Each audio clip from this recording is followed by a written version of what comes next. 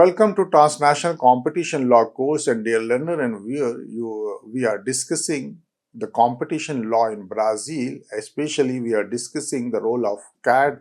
as a nodal agencies in promotion of the competition law in Brazil, and we have noted so far that the CADE happens to be a very formidable institution in imparting and inculcating and enforcing the competition law in a better way, as the antitrust law of 2011, especially the Article 36 of the antitrust law of 2011, confers enormous power on the CADE, and CADE in its right earnest happens to see that all kind of anti-competitive conduct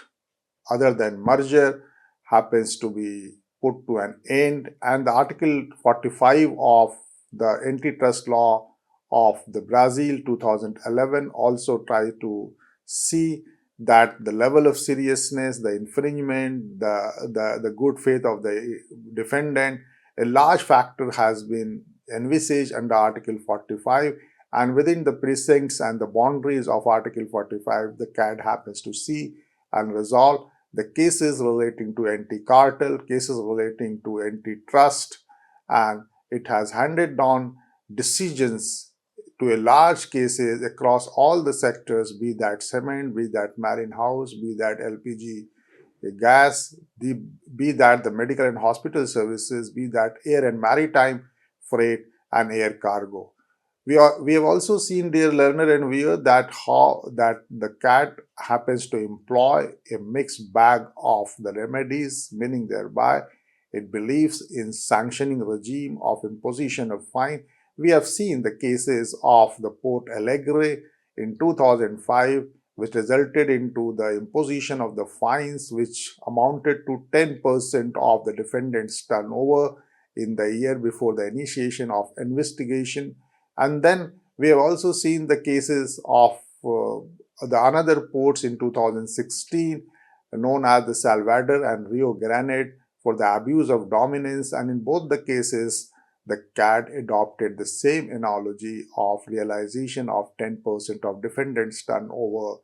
before the initiation of investigation. Then the CADE also tried to give some kind of a leverage for the settlement between the parties, and for that reference we can refer to the CADE sign agreement in relation to the Rodimer Transportes Equipentos Industrias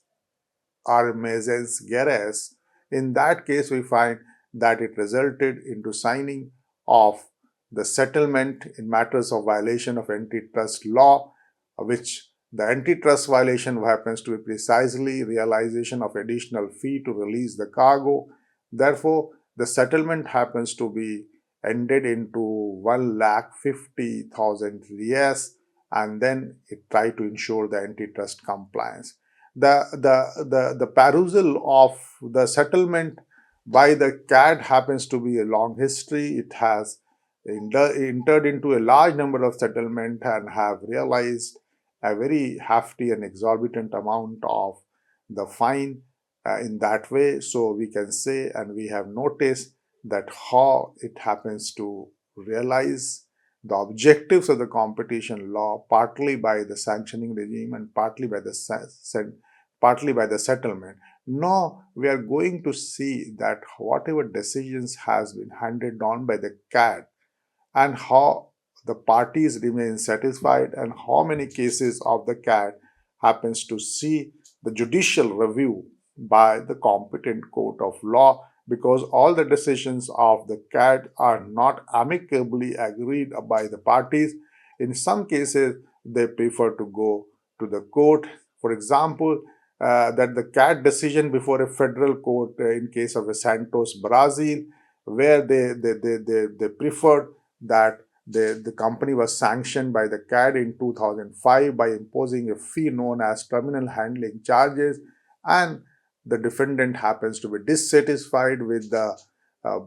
decision and the verdict of the CADE, and then the Santos Brazil tried to knock the door of the court. And then there are a large number of cases wherein the parties remain dissatisfied with the CADE's verdict and the judgment and the decision, and those cases well, goes to the judicial review and the appeal.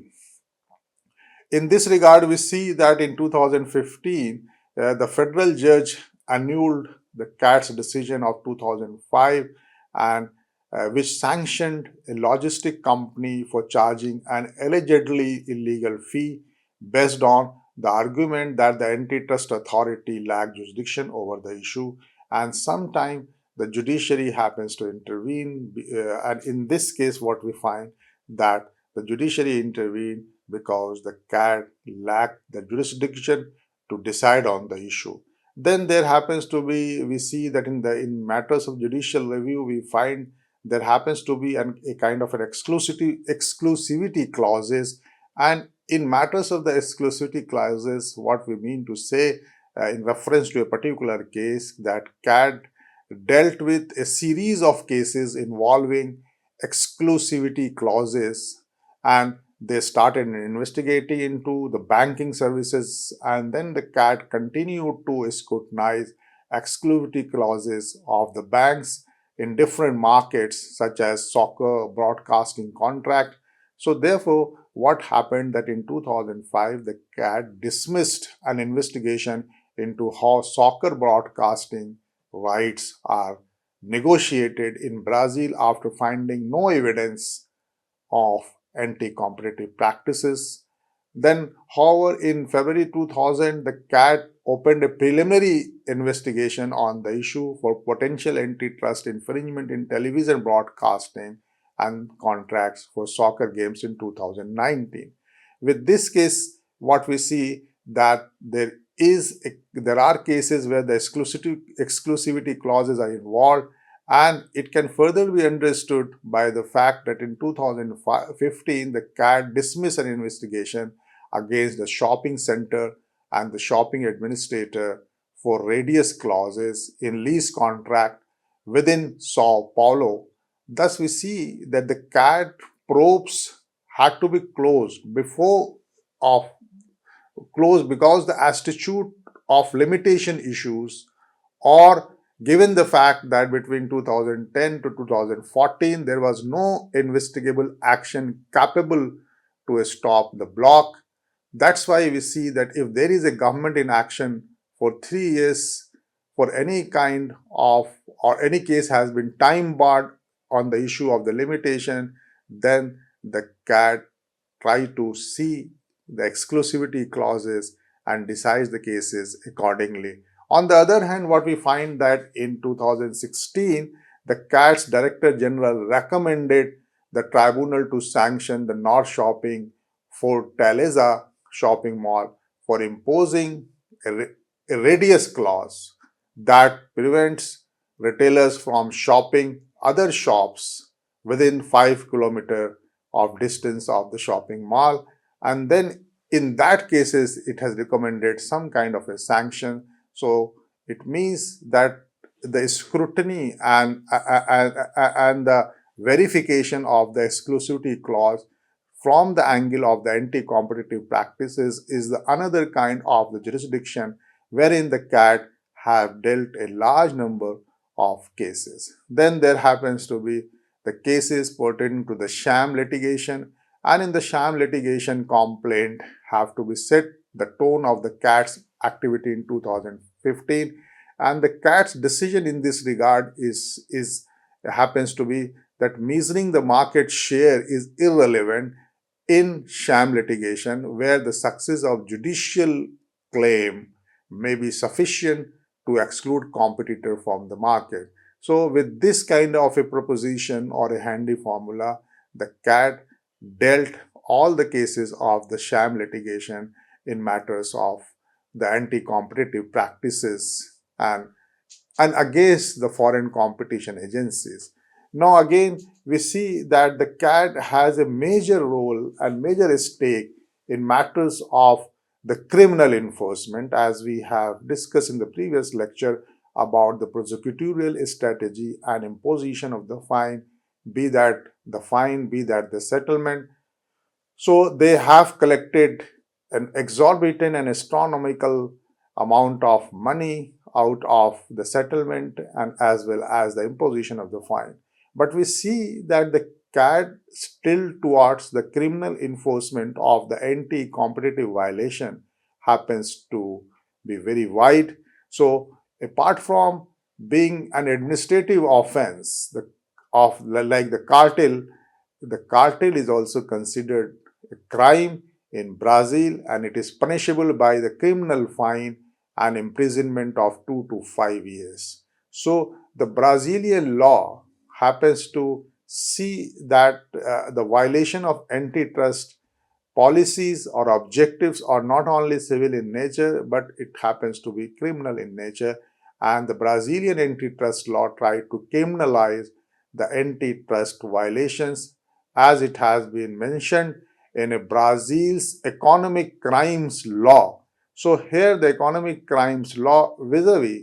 the antitrust law of 2011 or the previous antitrust law also come to the fore, and a combined reading of the antitrust law of 2011 and the Brazil economic crime law leads to the point that the cartel happens to be a kind of the criminal offense and punishable with not only the fine but imprisonment, which happens to be the 2 years and may extend to 5 years. And this penalty may be increased by one third or one half if the crime causes serious damage to the consumer, meaning thereby that there is a kind of a notion in the enforcement of the criminal enforcement of the anti-competitive law in Brazil, that what is called is the continuing offenses. If the offenses have a tendency of perpetuating the crime, and if it goes unabated, so it is based on the continuing offense, and in that continuing offense that the penalty may be increased from one third to one half if the crime causes serious damage to the consumer and is committed by a public servant or relates to a market which is essential to life, health, or any sectors of vital importance. Thus, we see that the law which tries to see that the criminality,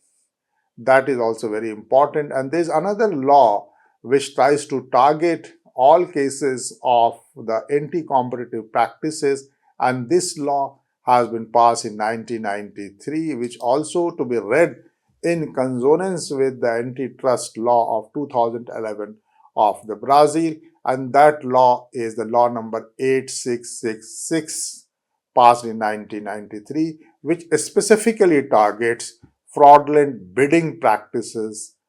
which is considered to be punishable by the criminal fine and the imprisonment from 2 to 4 years. So not only that the antitrust law of the law of 2011 and the CAT's approach to the criminal administration of the anti-competitive practices and the violations of antitrust law happens to be in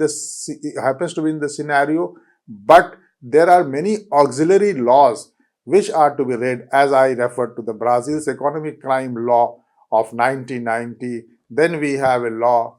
known as law number 8666 of 1993, which targets not the cartel, but it targets the fraudulent bidding practices to be a punishable offense. Thus, we see that the Brazilian federal and state prosecutors are in charge of the criminal enforcement in Brazil, and they act very independently from the administrative authorities. Therefore, the hardcore cartel prosecution has quickly evolved in the Brazilian jurisdiction over the past few decades, and a study from 1994 to 2003 to look at how the regime of criminal sanctions and enforcement happens to visit the entire scenario, that the antitrust authority focused primarily on the merger review, and substantial resources were devoted to see that reviews of competitive and innocuous merger. So a kind of a categorization and distinction has been established that what is innocuous merger and what is anti-competitive merger, and a line of distinction has been drawn before having a kind of a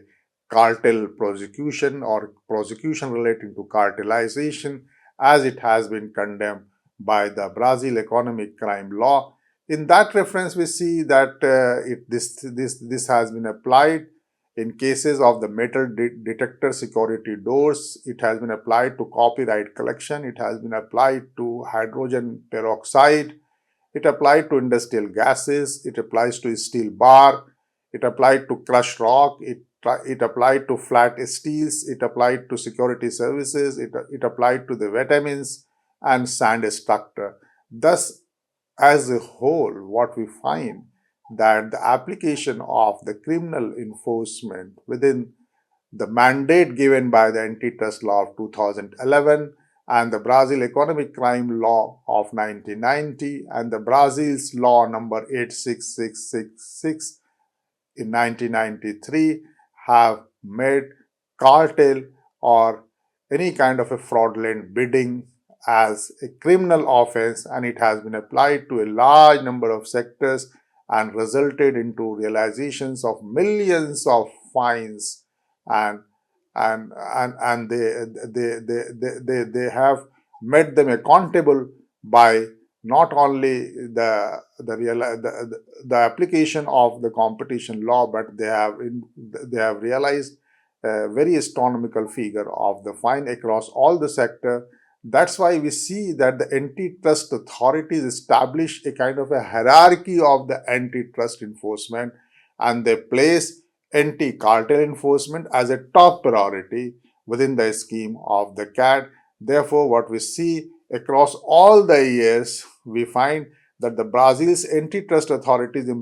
implemented leniency program and built a network of criminal prosecutor that allowed them to tap into the sophisticated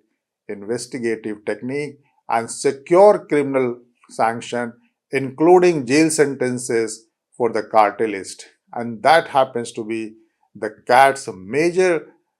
role and major functions, which concluded the first high profile cartel cases and spent significant resources on public outreach on the harmful effect of the cartel. That's why we see that when the current antitrust law entered into force, meaning that by the 2011 antitrust law, we find that they have introduced key legal changes, including revised administrative and criminal sanction to cartel conduct. Thus, as a whole, we can just conclude that the entire prosecutorial strategy happens to lead some kinds of the uh, fine, some kind of the sanction, some kind of the settlement, some kind of the criminal enforcement, some kind of the exclusion and exclusivity, some kind of the exemptions was also allowed to appear in the entire scheme of the CAD, and we see as a whole that the kind and classification and the judicial and litigational strategy of dealing all kinds of antitrust law, antitrust violation in Brazil by the CAD happens to serve as a model, as a guide in matters of transnational application of competition law. And that's why we have to refer all the kind of the cases and the diversity of the approaches which has been adopted by the CAD in resolving the competition dispute. With this, I conclude, and I hope my dear learner and viewer that the discussion about the competition law of Brazil happens to be one of the very important segment of our course, and this will serve to our understanding and having a very broader understanding. Besides, we have the European antitrust law or the United States antitrust law, the BRICS, vis-a-vis the Brazilian competition law happens to be quite interesting and quite pragmatic in understanding the transnational competition law. With this, I conclude and I thank you and I wish you a happy learning.